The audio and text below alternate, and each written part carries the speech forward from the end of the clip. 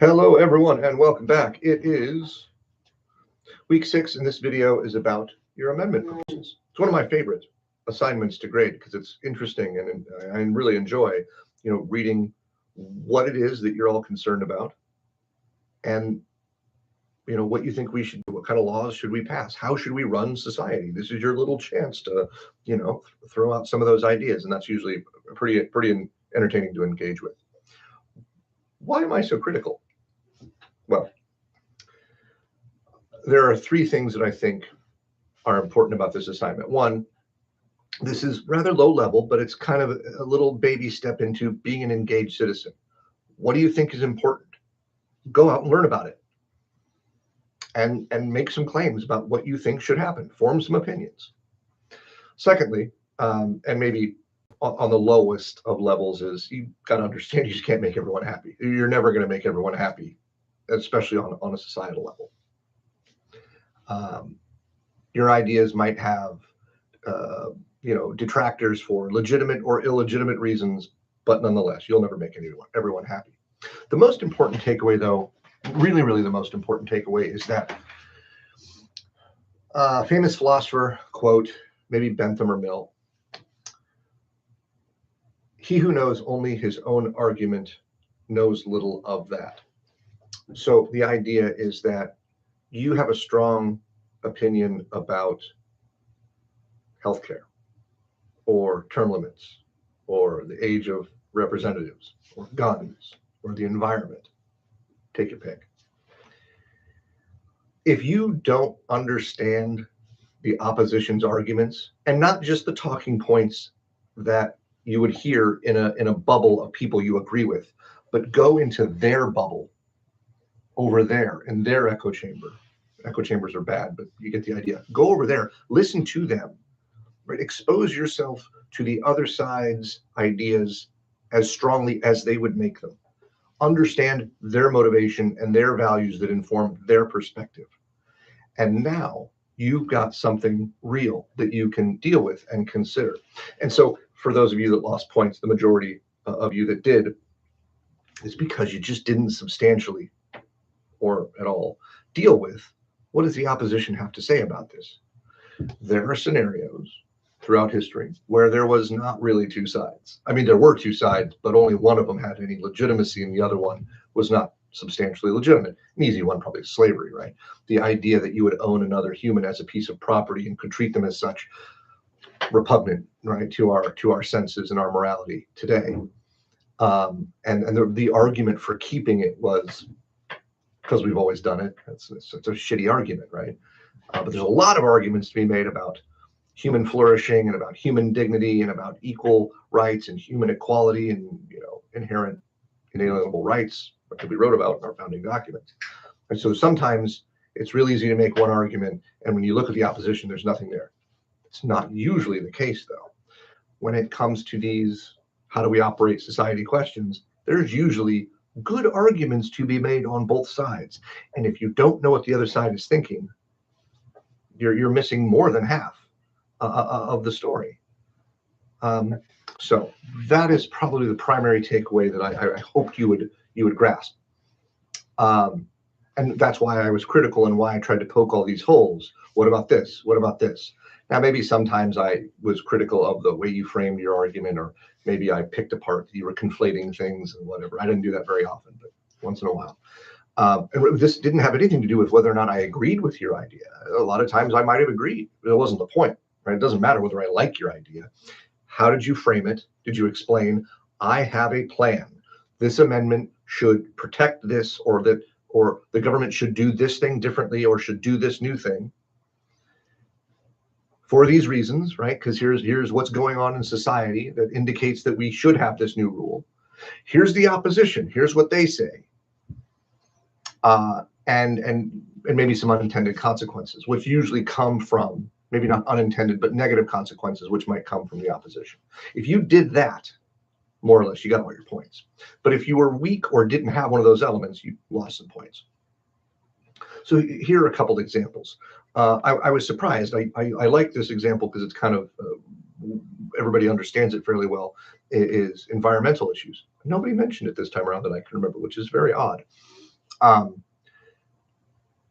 we want a clean planet, and we want clean water and clean air, and we don't want poison around us and in our food and all that stuff. And okay, so fair enough. So what do we do to mitigate that? Well, you have a group called Just Stop Oil, which some of you might be familiar with. They're out of the UK, I believe, and they glue their hands to like walls or floors. They throw soup or paint on paintings, and they block traffic. And when put in front of cameras, like, okay, what do you got?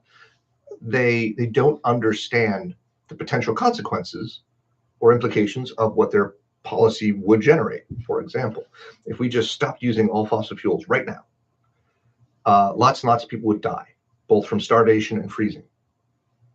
So does that matter? And if you understood what the opposition was saying, right, they could temper their argument and have a more reasonable presentation of their ideas. Healthcare is another big one, right? People are, and many of you this time around said, we need universal healthcare. The government needs to provide everyone with healthcare. And to be fair, the healthcare discussion is beyond really most people's understanding. It's incredibly complicated because we have insurance companies woven in, which increase the price, right, of the product, which is healthcare. There's the debt that some people carry, which I've had some experience with. My daughter was 4 days old and she was in intensive care. And so that was terrifying. And we were left with a shocking bill. So anyway, so I get it. I understand why this is a big deal for people. No, yeah. But the thing is, if the government does provide all citizens with healthcare, then does an individual's life choices, right? Is that only their purview now, or do we, the taxpayers, get to have a say, right? I'm footing the bill for your healthcare. I see you're drinking a lot of Coke. You're smoking those cigarettes. You're drinking a lot of alcohol. You eat a lot of fast food. Those don't lead to positive health outcomes. And I'm paying for your health care. Do the math.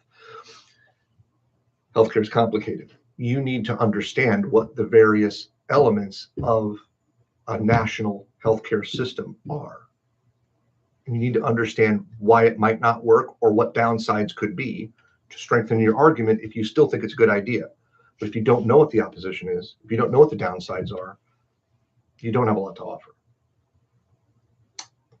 The digital privacy thing tied to the Fourth Amendment, that one's really fascinating to me because that's so early in its development.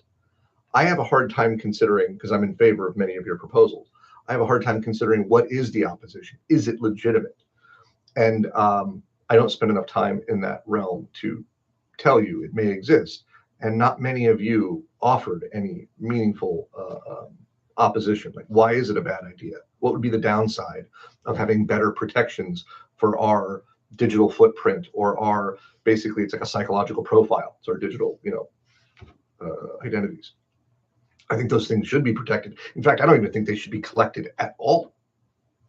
Right? It's not just what they can do with it. It's like, you shouldn't have that information. It should not exist. It should not be collected.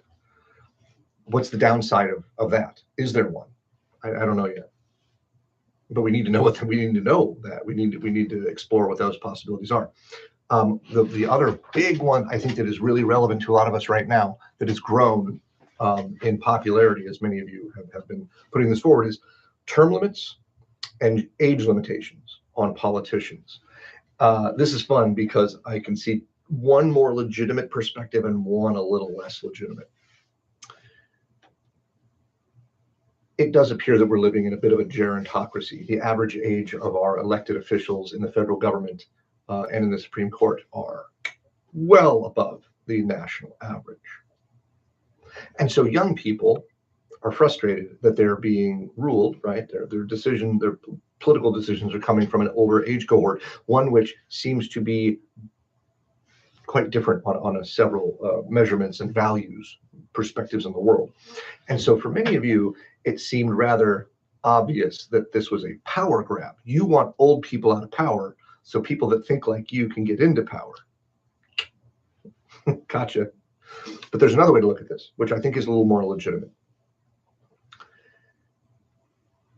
Term limits might be a concern, but it's not evidently the thing to do. If somebody does the job that constituents want them to do, shouldn't those constituents be free to continue to put that person in a position to represent them in the government? And by creating term limits, aren't you removing that option from those voters?